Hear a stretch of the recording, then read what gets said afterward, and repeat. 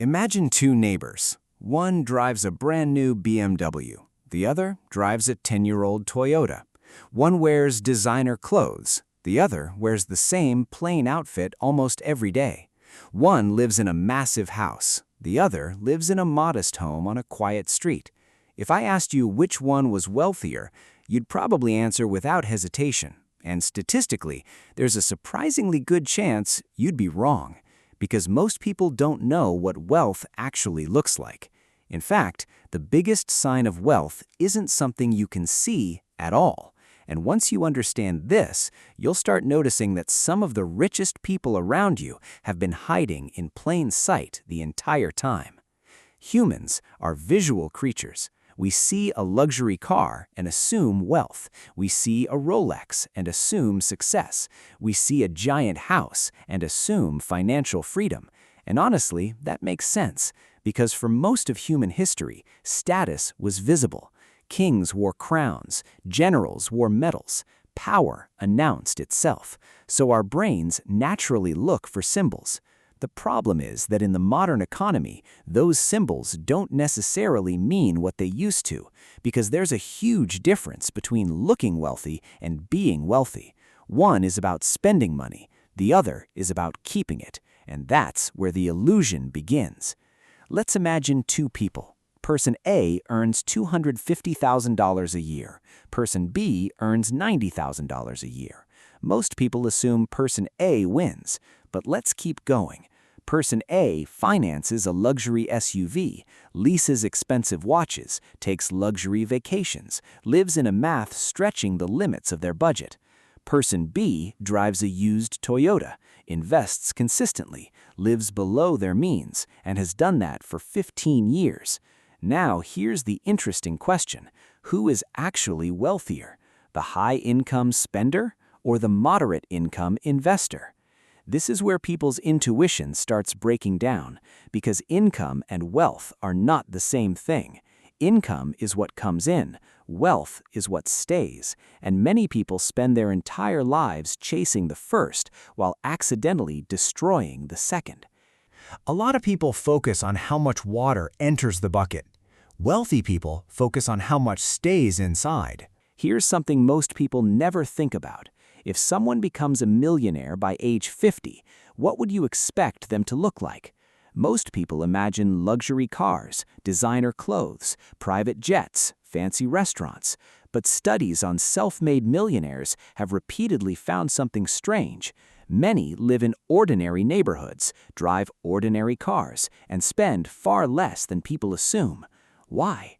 Because they understand something most people don't. The purpose of money isn't display, it's freedom, and freedom behaves differently than status. Status wants to be seen. Freedom doesn't care who notices. This is where the story gets weird, because wealthy people do spend money, sometimes lots of it, but not where most people expect. Most people spend money to impress strangers. Wealthy people often spend money to buy back time. Think about it. Imagine two people receive $10,000. One buys a luxury watch, the other hires help, automates tasks, outsources work, creates more free time. Which purchase creates more value?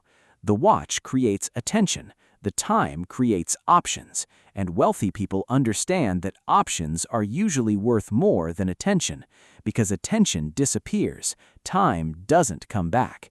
At this point, you might think, so wealthy people are just extremely frugal, but that's not actually true, and this is where most advice gets it wrong. The goal isn't saving money, the goal is buying freedom. Those are completely different things. A person can be cheap and miserable. A wealthy person is often strategic. They'll spend weeks researching a $50 purchase and then spend thousands solving a serious problem immediately. That sounds irrational until you understand what they're optimizing for. Not money, control. Most people believe wealth looks like consumption, but wealth often looks like restraint. Not because rich people hate spending, because they understand opportunity cost. Every dollar spent today loses the chance to grow tomorrow, and over decades, that difference becomes enormous. The irony is that many people spend money trying to look rich, while many rich people avoid looking rich. It's almost backwards. The people trying hardest to signal wealth often have the least of it, and the people who have the most often feel no need to signal it at all. There's another reason wealthy people often stay quiet. Comparison never ends. A millionaire compares themselves to a multimillionaire. A multimillionaire compares themselves to a billionaire. A billionaire compares themselves to someone richer. The finish line keeps moving, which means chasing status is a game nobody wins. And eventually, many wealthy people realize something surprising. The goal was never to impress people. The goal was to stop needing their approval. That's a completely different objective. So what does wealth actually look like? It looks like options. It looks like flexibility. It looks like saying no.